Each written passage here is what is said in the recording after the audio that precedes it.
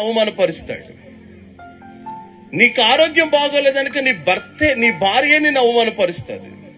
నీ బిడ్డలు, నీ ఇరుగు పొరుగు వారు, నీ చుట్టాలు, నీ శ్రేయోభిలాషులు అందరూ కూడా నీకున్న బలహీనతను బట్టి నిన్ను అవమానపరచొచ్చు. లేదా నీ పరిస్థితి బాగోలేదనుకో, నువ్వేదైనా ఆర్థిక పరమైన ఇబ్బందుల్లో ఉన్నావనుకో, ఒకళ్ళకి ఇవ్వగలిగే స్థితిలో నువ్వు లేదనుకో, ఆ పరిస్థితిని బట్టి కూడా నిన్ను అవమానపరచొచ్చు. ఈ లోకంలో మనుష్యుడు అనేక మందిని అవమానపరచాలని చూస్తాడు. కానీ నా దేవుడు అవమానపరచబడ్డ నీకు రెట్టింపు ఘనతనివ్వాలనుకుంటున్నాడు. దేవునికి స్తోత్రం.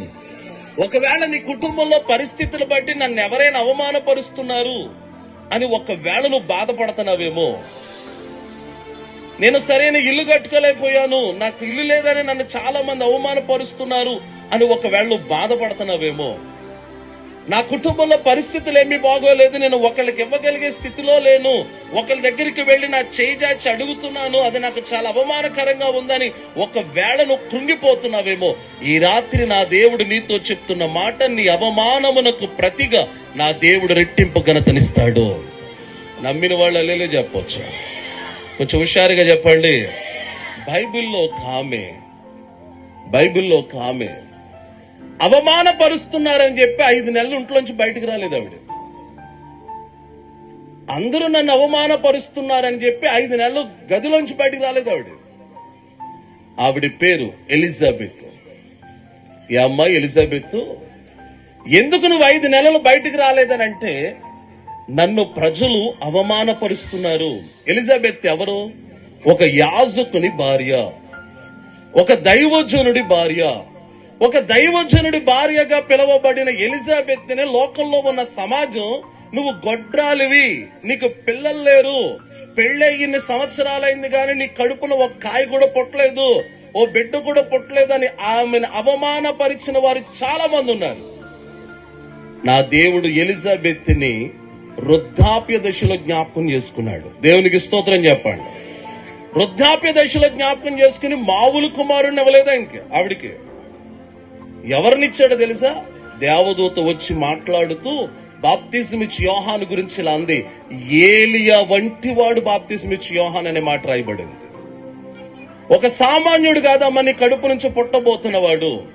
అతడు పుట్టుటను బట్టి అనేక మంది సంతోషపరుస్తారు, ఆయన అనేక మందిని ప్రభు తట్టు తిప్పుతాడు అని బాప్తిజమిచ్చి యోహాను గురించి జకర్యా దైవజనుడికి దేవదూత అనేకమైన మాటలు చెప్పింది. అవమానపరచబడ్డ ఎలిజబెత్కి దేవుడు రెట్టింపు ఘనతనిచ్చాడు. దేవునికి స్తోత్రం. ఈ మాటలు వింటున్న వారులారా, ఒకవేళ నువ్వు దేని గురించి అయినా ఈ లోకంలో ఎవరైనా నేను అవమానపరుస్తుంటే, నన్ను అవమానపరుస్తున్నారని చెప్పి నువ్వు బాధపడుతున్న ప్రతి సమయములో నా దేవుడు నీకు రెట్టింపు ఘనతనివ్వగలడు అన్న సంగతిని మర్చిపోకు. బైబిల్లో కావిడి వాక్యాన్ని బైబిల్లో కావిడి పిల్లలు లేరని చెప్పి తన దాసురాలనిచ్చి తన భర్తకి పెళ్లి చేసేసింది. ఎవరు మాట్లాడతలా? షారన్నవా తారన్నవా? ఈడు తార అన్నట్టున్నాడు. తార వెలిసిందిలోనే ఉన్నాం కదా ఇంకా మనం. దేవునికి స్తోత్రం చెప్పండి. తార కాదమ్మా, ఎవరు? షారా. ఎవరినిచ్చి పెళ్లి చేసింది? హాగర్ నిచ్చి పెళ్లి చేసింది. పెళ్లి చాలా హడావిడిగా చేసింది. హడావిడిగా చేసిన తర్వాత ఏ ఉద్దేశంతో చేసిందో ఆ ఉద్దేశాన్ని దేవుడు సఫలపరిచి ఆమెకు గర్భఫలాన్ని ఇచ్చాడు. గర్భఫలం ఇచ్చిన తర్వాత అదే షారా అంటది, నా ఉసురు నీకు అవమానపరచడం మొదలుపెట్టింది. హాగర్ని ఎంత అవమానపరచాలో అంత దారుణంగా అవమానపరిచింది. నా దేవుడు అవమానపరచబడ్డ హాగరుకు అబ్రహామును ప్రేమించి దేవుడు వారికి ఇచ్చిన ఇష్మాయేలును ఒక సంతానంగా దేవుడు ఆశీర్వదించాడు. కుమారుడైన ఇష్మాయేలునే ఆశీర్వదిస్తే ఈ రోజు నువ్వు దేవుని మందిరానికి వస్తున్నావు, దేవుని బిడ్డగా నువ్వు మార్చబడ్డావు. ఒకవేళ ఎవరైనా నిన్ను అవమానపరచాలని చూస్తున్నా, నా దేవుడు నీకు రెట్టింపు ఘనతను దయచేయునుగాక. ఒక రోజున ఒక దైవజనుడు ఒక ఇంటికి వెళ్ళాడు. ఆయన పేరు యెషయా. వెళ్లిన దైవజనుడి పేరు సమూయేలు. అయ్యా యెషయా, నీ కొడుకుల్లో ఒక కొడుకును దేవుడు రాజుగా చేయబోతున్నాడు, ఆ కొడుకులందరిని ఒకసారి నా దగ్గర హాజరుపరిచి అన్నాడు. అందరూ వచ్చారు గాని ఆఖరుడు రాలేదు. ఆఖరుడు పేరేంటి? దావీదు. అంటే ఒక రకంగా దావీదును వాళ్ళు ఏం చేశారు?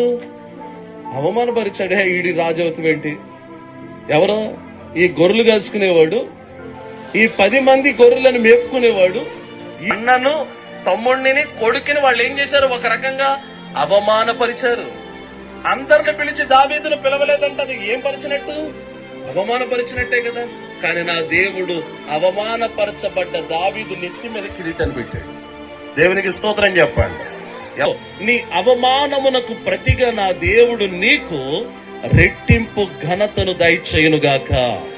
అలా దేవుడు దయచేయాలంటే అవమానపరచబడుతున్న నీవు దేవుని మాట వినాలి. అవమానాన్ని తట్టుకుని నిలబడింది మరియమ్మ గారు.